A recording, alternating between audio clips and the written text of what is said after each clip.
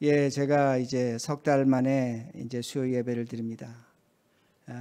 그리고 계속하던 열왕기하 말씀을 계속 전하겠습니다.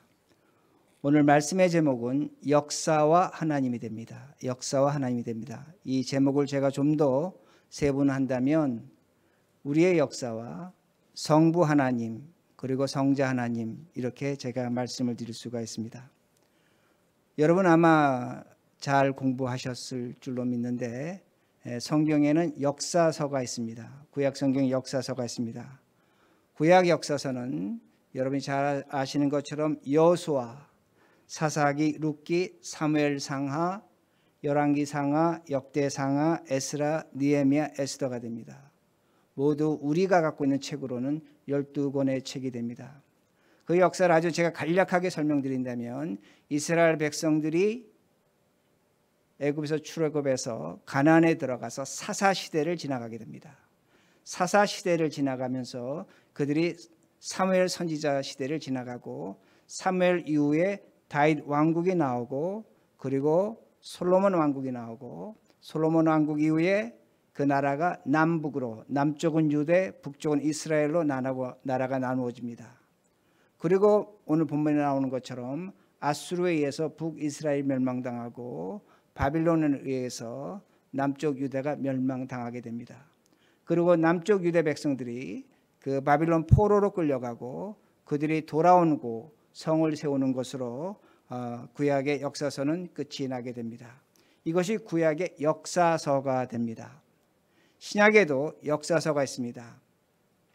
혹자는 사복음서, 공간복음을 예수님의 역사서라고 말하지만 그렇게 생각하지는 않습니다. 신약의 역사서는 사도행전이 신약의 역사서가 됩니다. 제가 사복음서가 역사서가 될 수 없다는 것은 오늘 본문 마지막 부분에 제가 설명을 드립니다. 우리가 성경을 통해서 역사서를 갖고 있다는 것은 하나님과 인간의 역사와 깊은 관계가 있다는 겁니다. 다시 말씀드립니다. 우리가 성경의 역사서를 갖고 있다는 것은 하나님과 사람이 그 역사를 통해서 관계를 가질 수밖에 없다는 겁니다. 그러기에 우리가 신학적으로 고백할 때 하나님을 역사의 주인공이라고 그렇게 고백하고 있습니다. 지금 우리가 여러분 마스크를 쓰고 계신데 코로나 바이러스로 인한 그 팬데믹으로 인해서 우리가 지금 역사적 사건을 당하고 있습니다. 이 역사적 사건의 주인은 누구인가입니다. 사람에 의해서 일어난 역사적 사건이지만 이 역사적 사건의 주체와 이 역사적 사건을 통해서 말씀하시는 분은 하나님이라는 겁니다. 그러게 인간의 역사와 그 하나님의 역사는 함께 연결되어진 것을 우리가 알 수 있다는 겁니다. 제가 왜 이렇게 말씀드리냐면 성경을 보면 우리가 겪는 전염병 팬데믹이 나옵니다. 연병으로 나오고 온역으로 나오고 재앙으로 나오고 여러 가지 번역으로 우리가 구약 성경에서 찾아볼 수가 있습니다. 하나님께서는 그 전염병을 통해서 그 백성을 때로는 치기도 하시고 이방 민족에게 벌을 주시기도 하시고 이스라엘 백성을 구하는 방법으로 사용하고 있다는 겁니다. 즉 하나님은 이 전염병을 통해서 역사하신다는 겁니다. 여러분 1300년 때 패스트라는 그런 전염병, 흑사병이 있었습니다. 유럽 인구의 3분의 1이 죽었습니다. 3명 중에 한 사람이 죽었습니다.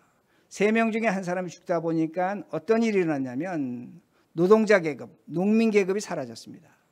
농민 계급이 사라지다 보니까 무엇이 사라졌냐면 우리가 귀족이 통치하는 봉건 제도가 사라졌습니다. 봉건 제도가 사라지고 등장한 것이 뭐냐면 상인 계급입니다. 중인 계급입니다. 그들에 의해서 유럽 사회가 새롭게 변화됩니다. 무엇 때문에 그러는가? 바로 이 팬데믹, 패스트 때문에는 그렇다는 겁니다. 그런데 그 상인 계급의 등장이 어떤 것을 만들어내냐면 자본을 만들어내면서 당시의 교황과 왕들을 조종합니다. 심지어는 교황을 선출하기도 하고 왕들을 선출하기도 한다는 겁니다. 우리가 잘 아는 메디치 가문이 그랬습니다. 그 가문 속에서 교황이 3명이나 나왔습니다. 그런데 이 패스트로 인해서 상인 계급이 등장하면서 자본이 등장하면서 무엇이 발달하냐면 사람들이 종교에 관심을 갖지 않습니다. 인문주의가 발달합니다.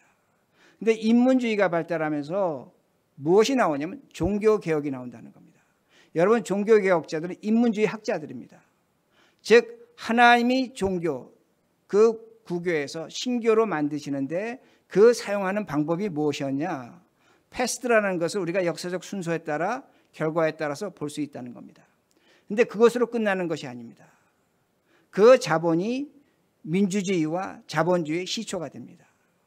그 자본으로 인해서 오늘날 민주주의가 탄생했고 오늘날 자본주의가 탄생했는데 그 자본주의의 가장 중요한 역할을 한 것이 역사적 로스차일드입니다. JP 모간입니다. 미국의 경제 제도를 세운 귀한 어떤 중요한 역할을 했다는 겁니다. 패스트라는 사건이 700년 전에 일어났지만 그 사건이 오늘날 우리와 깊이 연관되어 있다는 겁니다. 종교개혁이라는 사건이 있었고 민주주의라는 사건이 있었고 자본주의라는 사건이 있었다는 겁니다. 우리가 역사적 사건이지만 그 역사적 사건을 통해서 하나님의 간섭과 하나님의 역사의 주인 되심을 볼 수 있다는 말씀입니다. 그러게 마찬가지라는 겁니다. 우리가 지금 코로나 바이러스를 역사적 사건으로 봅니다. 이것이 세상을 어떻게 변화시킬지 어떻게 끌고 갈지 우리는 확신하지 못합니다. 그러나 중요한 것은 하나님이 이 역사에서 주인 노릇하실 것이고 이 역사를 통해서 반드시 하나님의 선하심과 일하심이 나타나실 것이라는 말씀이 됩니다. 그러므로 우리는 우리의 개인적인 역사를 통해서 세상의 역사를 통해서 우리는 하나님의 뜻을 찾아야 한다는 겁니다. 이걸 오늘 본문이 우리에게 분명히 가르쳐 줍니다. 여러분, 본문에 지금 북이스라엘이 호세아 때 망합니다. 언제 망하냐면 기원전 722년입니다. 기원전 722년은 우리가 2021을 더하면 언제 해수로 나올 수 있냐면 지금부터 2743년 전에 북이스라엘이 망합니다. 지금 제가 수학적 계산을 했습니다. 왜 수학적 계산을 했느냐?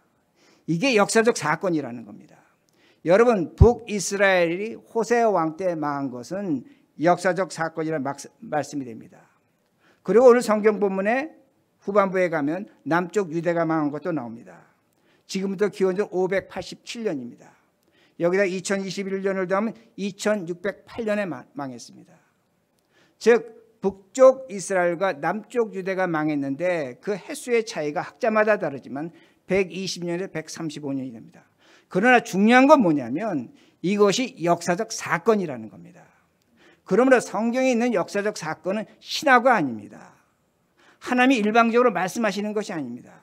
있었던 사건이고 그 사건은 지금도 문헌이나 발견되는 비석에 의해서 있었던 사실이라는 겁니다. 그 사실이 있었고 그 사실에 의해서 오늘날 우리가 살아가고 있다는 말씀이 됩니다. 그런데 제가 지금 성경에 있는 사건을 세상의 사건으로 말씀드렸습니다. 세상에 있던 사건입니다. 근데 세상에 있던 사건은 우리가 학교 때 배운 대로 육하 원칙으로 기록이 됩니다.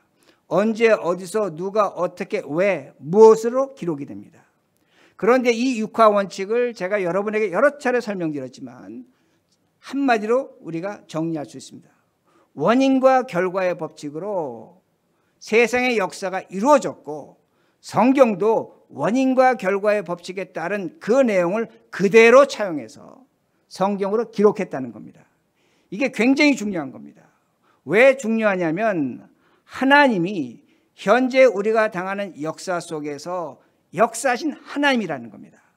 그러므로 성경도 세상이 기록한 그 역사적 내용을 그대로 차용하고 그대로 기록했다는 겁니다. 그러므로 오늘 본문 우리가 본 열왕기하 17장을 제가 육하 원칙에서 원인과 결과의 법칙에서 이렇게 말씀드릴 수가 있다는 겁니다. BC 732년에 북이스라엘의 호세가 왕일 때에 아수르 왕을 배신해서 아수르 왕이 사마리아 와서 전쟁해서 3년 동안 전쟁을 통해서 북이스라엘이 망했다는 겁니다. 그리고 그 백성은 포로로 끌려갔다고 성경은 기록하고 있습니다. 근데 이걸 성경만 기록한 것이 아니라 제가 좀 전에 말씀드린 것처럼 세상의 역사책에 세상의 역사적 기록에 문헌의 비석에 그렇게 기록되어 있다는 겁니다. 사실이라는 겁니다. 세상도 세상의 역사를 기록했다는 겁니다. 단순한 신화가 아니라는 겁니다. 그러게 여러분이 구약의 역사서를 읽을 때에 어떤 개념을 가지셔야 되냐면 이것이 역사적 사실에 근거한다는 것을 인정하셔야 된다는 겁니다. 오늘 성경 본문을 보면 성경도 세상의 역사를 기록했습니다. 여러분 3절 4절을 보시면 어떤 내용이 나옵니까? 왜 나라가 망했냐? 무엇 때문에 망했냐? 호세아가 아수르 왕에 의해서 북이스라엘 왕이 된 사람입니다. 그런데 그가 배신을 했습니다.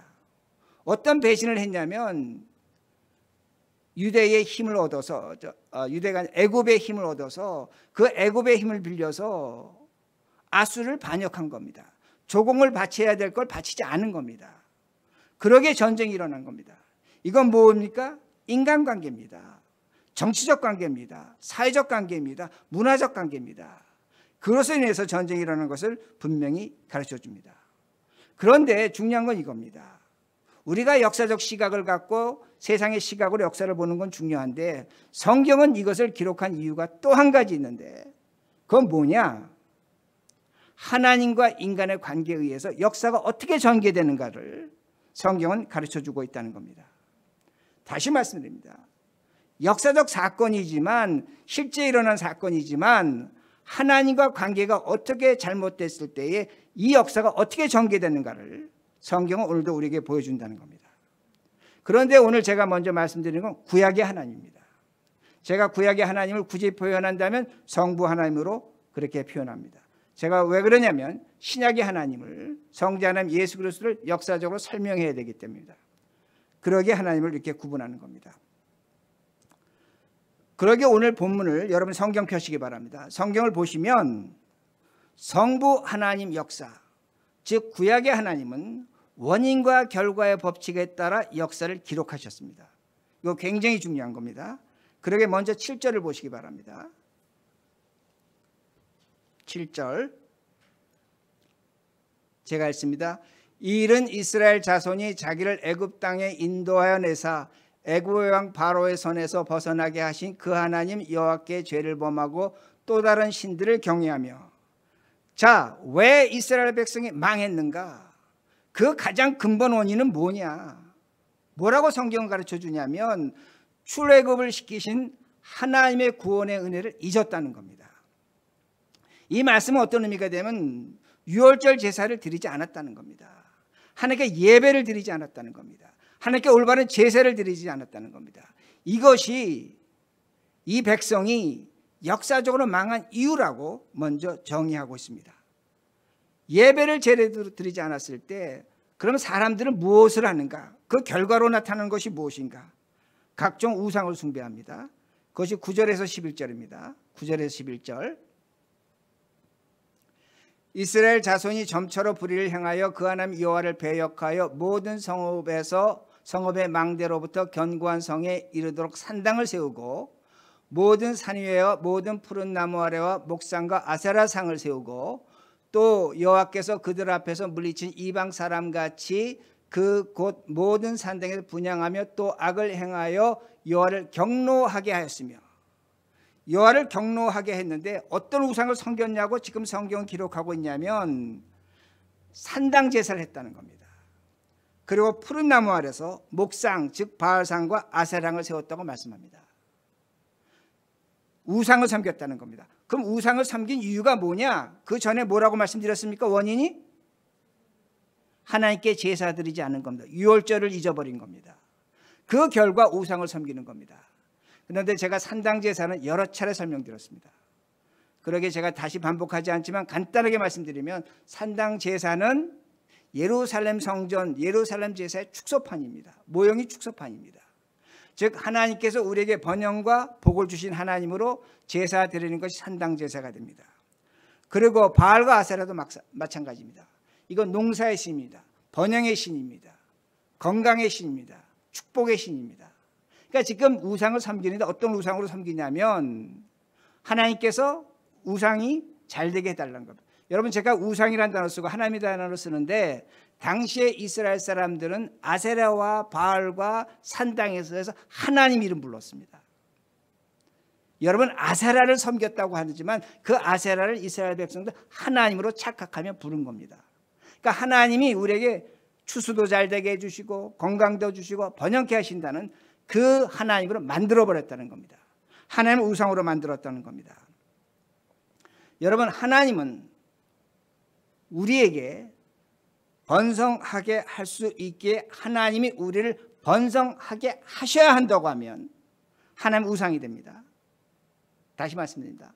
하나님이 우리를 번성하게 할 수 있기에 하나님이 우리를 번성하게 하셔야 한다고 하면 하나님 우상이 되는 겁니다. 우상은 간단한 겁니다. 내가 신을 조작하는 것이 우상입니다. 내 마음대로 내 뜻대로 신을 만드는 것이 우상이라는 말씀이 됩니다. 하나님은 우리에게 번성하게 할 수 있습니다. 오늘날의 표현으로 복을 줄 수 있습니다. 그러나 하나님이 우리 앞에 계시고 우리에게 말씀하시는 이유는 하나님의 뜻대로 살기를 원하시면 말씀됩니다. 문제는 뭐냐? 이렇게 되면 하나님의 음성에서 멀어집니다. 우상을 섬기면 어떤 결과가 또 찾아오냐? 하나님의 음성에서 멀어진다는 겁니다. 13절과 15절입니다. 계속 원인과 결과의 법칙입니다. 제가 읽습니다. 여호와께서 각 선지자와 각 선견자를 통하여 이스라엘과 유다에게 지정하여 이르시기를 너희는 돌이켜 너희 악한 길에서 떠나 나의 명령과 율례를 지키되 내가 너희 조상들의 명령하고 또 내 종 선지자들을 통하여 너에게 전한 모든 율법대로 행하라 하셨으나 그들이 듣지 아니하고 그들의 목을 곧게 하기를 그들의 하나님 여호와를 믿지 아니하던 그들 조상의 목같이 하여 여호와의 율례와 여호와께서 그들의 조상들과 더불어 세우신 언약과 경계하신 말씀을 버리고 허무한 것을 뒤따라 허망하며 또 여호와께서 명령하사 따르지 말라 하신 사방 이방 사람을 따라. 뭐라고 성경 가르쳐 줍니까? 이제는 하나님의 말씀을 듣지 않는 겁니다. 선견자, 예언자의 말을 듣지 않는다는 겁니다. 하나님의 음성을 무시한다는 겁니다. 그러게 제가 다시 강조합니다. 하나님께서는 지금 이 구약의 역사를 기록하시는데 원인과 결과로 계속 기록하신다는 겁니다. 육하원칙이라는 겁니다. 다시 말씀드리면 하나님의 은혜를 잊으면 예배를 잊습니다. 예배를 잊으면 우상을 섬기게 됩니다. 우상을 섬기면 하나님의 음성을 무시하는 겁니다. 하나님의 음성을 듣지 않는 겁니다. 하나님과 무관하게 살아간다는 겁니다. 그런데 이걸로 끝나지 않는 겁니다. 더 무서운 결과가 나타납니다. 17절 제가 했습니다. 또 자기 자녀를 불 가운데로 지나가게 하며 복술과 사술을 행하고 스스로 팔려 여호와 보시기에 악을 행하여 그를 경노하게 하였으므로. 여러분, 이 말씀이 뭘 가르쳐 주는 겁니까? 우상을 섬겼는데 이제는 우상을 섬기다 못해 자신의 자식을 불 가운데로 지나가게 하는 몰렉 신을 섬기는 겁니다. 그모스 신을 섬기는 겁니다. 그리고 나가서 그것뿐만 아니라 스스로 점을 치며 마술, 사람을 속이는 일을 행한다고 그렇게 말씀하고 있습니다. 문제는 뭐냐? 이 사람이 혼자 망하지 않는 겁니다. 자식을 죽이는 겁니다. 주변 사람을 죽이는 겁니다. 백성을 죽이는 겁니다. 무엇을 성경이 우리에게 가르쳐주고 있냐면 하나님의 은혜를 잊은 사람이 하나님의 말씀은 예배를 드리지 않을 때 그들이 우상을 섬길 수밖에 없고 우상을 섬길 때 그들은 하나님의 음성을 듣지 못하고 거부하고 더 나아가서 마지막에 우상에 중독된다는 겁니다. 자식을 불 가운데 던져버리는 겁니다. 웬만한 우상으로 만족하지 못한다는 것을 분명히 가르쳐줍니다. 그리고 혼자 망하지 않는 겁니다. 다른 사람과 함께 망하고 있다는 겁니다. 우상에 중독된 겁니다. 그러기에 마약 중독이나 알코올 중독이나 약물 중독이나 우상 중독이나 결과는 파괴를 만들어낸다는 겁니다. 원인과 결과의 법칙에 의해서 그 역사적 사건의 순서에 의해서 망하는 사람이 될 수밖에 없다는 겁니다. 처절하게 망한다는 겁니다. 그것이 23절입니다. 23절. 여호와께서 그의 종 모든 선지자를 통하여 하신 말씀대로 드디어 이스라엘 그 앞에서 내쫓으신지라. 이스라엘이 고향에서 앗술에 사로잡혀 가서 오늘까지 이르렀더라. 무엇을 가르쳐 줍니까? 북이스라엘 백성이 아수르의 포로가 된 겁니다. 이스라엘 열 부족이 사라지는 겁니다. 유대 민족만 남은 겁니다. 이걸 오늘 성경이 또한 기록했습니다. 완전히 사라지고 포로로 잡혀간 것을 보여줍니다. 하나님의 역사를 통해서 심판하셨다는 말씀이 됩니다. 제가 오늘 여러분들에게 뭘 말씀드리냐면 구약의 하나님은 분명히 우리에게 보여주십니다. 역사를 기록하신 하나님이라는 겁니다. 그런데 그 기록의 방법이 육하 원칙입니다. 원인과 결과의 법칙이라는 겁니다. 그러기에 무서운 겁니다. 그러기에 우리가 두려움을 갖고 우리가 어떻게 살 것인가를 스스로 결정해야 된다는 말씀이 됩니다. 여러분, 제가 요세미티에 간 적이 있습니다. 여러분, 요세미티에 가면 나무 나이테를 잘라놓은 것이 있습니다. 가면 2000년, 3000년 된 나무들이 됩니다. 근데 그 나이테를 우리가 영어로 애니얼링이라고 하는데 매년마다 그 동그라미가 생기는 겁니다. 근데 학자들은 그 나이테를 보고 이 해에 가뭄이 들었다, 홍수가 났다, 이 나무가 병이 들었다, 다 알고 있습니다. 나이테의 모양을 따라서 이 나무가 어떻게 살아온 것을 그 나이테, 그 나무 하나가 다 기록하고 있기 때문입니다. 여러분, 이것이 하나님이 우리의 역사를 기록하는 방법이라는 겁니다. 우리 조국과 민족과 백성의 역사를 기록하시는 것이 구약의 하나님은 다 기록한다는 겁니다. 성부 하나님은 그렇게 기록하고 있다는 겁니다. 여러분, 우리가 이걸 기억해야 됩니다. 하나님이 지금 우리의 역사를 기록하고 있다는 겁니다. 기억하신다는 겁니다. 오늘도 우리가 믿음으로 기도합니다. 어떤 기도합니까? 하나님, 오늘 나의 삶을 다르게 만들어 주십시오. 하나님, 오늘 내가 당하는 고통과 어려움이 있습니다. 이 고통과 어려움에서 벗어나게 해 주십시오. 중요한 기도입니다. 우리 그렇게 기도를 가르칩니다. 어제도 제가 그런 분 신방했습니다. 내가 당하는 이 현실 속에, 고민 속에 벗어나게 해달라는 겁니다. 그런데 여러분, 하나님은 어떤 하나님입니까? 나이테를 기록하신 하나님과 같다는 겁니다. 우리의 모든 걸 기록하셨습니다. 그렇다면, 우리가 그걸 알고 있다면 오늘 내가 당하는 고민과 어려움과 아픔이 원인이 있다는 겁니다. 그걸 생각한다는 겁니다. 그걸 생각하면 오늘 나의 기도가 나의 소원과 나의 뜻으로 됩니까? 아니죠. 오늘 내가 기도하고 내가 하나님께 해야 될 것은 내가 오늘 어떠한 모습으로 살아가는가입니다. 이 모습에 따라 결과가 나타나기 때문입니다. 이게 하나님의 공입니다. 하나님이 원하시는 것이란 말씀이 됩니다. 그러기에 오늘 우리의 기도와 우리의 믿음을 여러분 살펴보셔야 됩니다. 믿고 기도한다는 건 매우 좋은 것입니다. 그러나 오늘의 우리의 삶을 본다면 그 원인이 있을 것이고 내가 오늘 어떻게 살아가는가에 따라 그 결과가 있을 것이라는 말씀이 됩니다.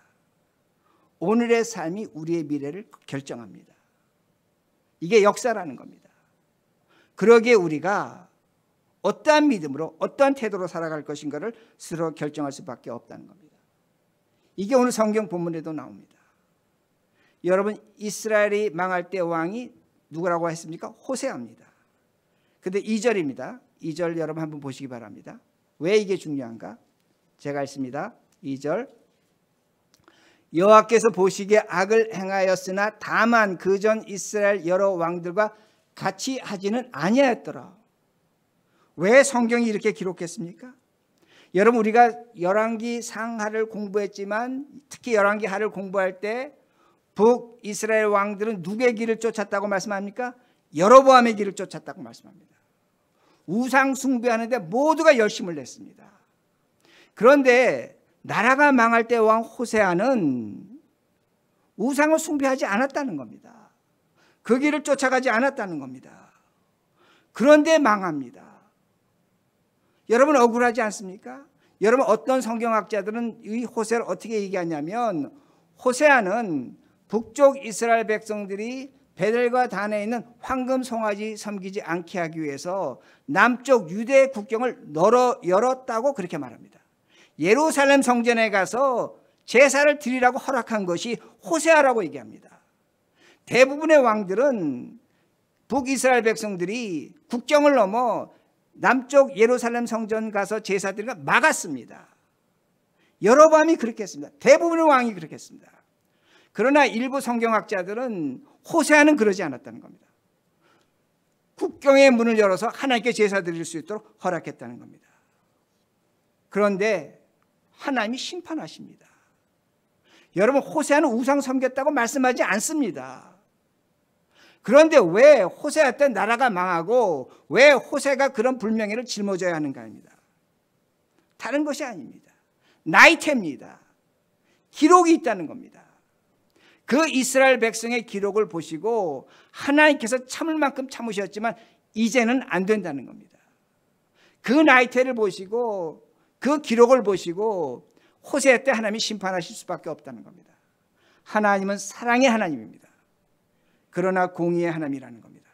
스스로 만든 역사가 악할 때에 그 결과는 하나님이 심판하시는 겁니다.